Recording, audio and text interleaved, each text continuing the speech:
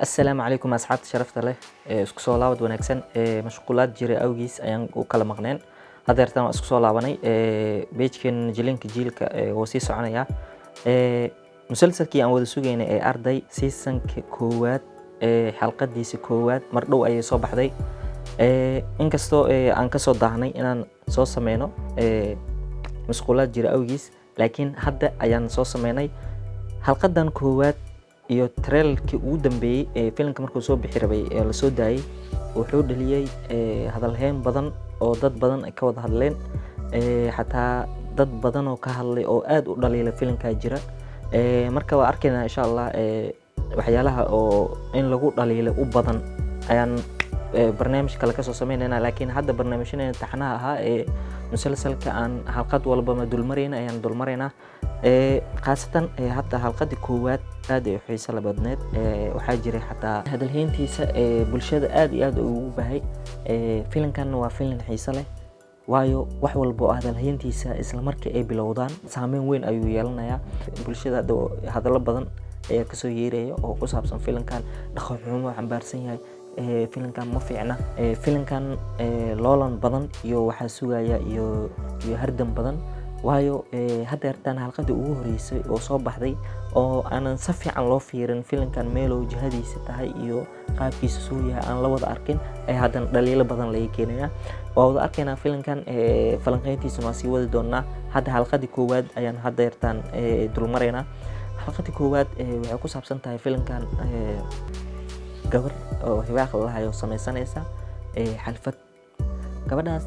kulay saaxiibkeed waa yar la yiraahdo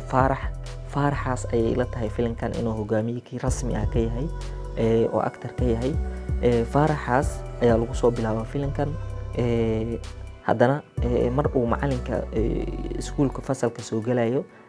haddana isla asagii ayaa haddana qisadiisa tiktooreyso oo cilmu nafsi ku takhasustay ayuu kaga hadlayaa marka Faarax ayuu ku saabsan yahay filimkan qisadiisa asaan leader ka ah sida hadda noo muuqata iyo gabar kale waxaa jirta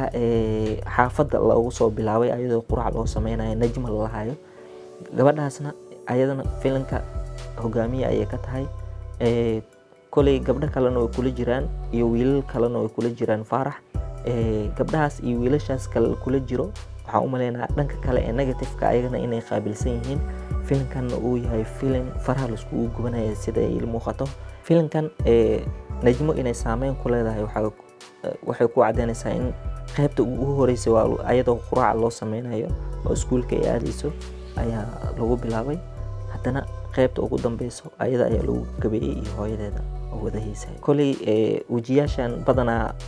jilinka ku wada cusub yihiin laakiin waa wada arki doonaa qofka jilinkiisa high uu yahay oo professional yahay iyo midka kale oo xoogsanayo filimkan kulay hadalhayntiisa waa wada aragnay saameyntiisana kulay waxay ku cadeynaysaa in asagoo 3 maalmood yaalay social media oo 1 milyan gaaray saameyn weyn ayuu bulshada ku dhex leeyahay kulay waa wada arki doonaa halqada soo socoto waxaan ka sameyn doonaa filimkan saameyntiisa iyo hadallada ay ka dhahayaan bulshada waana falanqeyn doonaa qeybaha soo socdo kulanti wanaagsan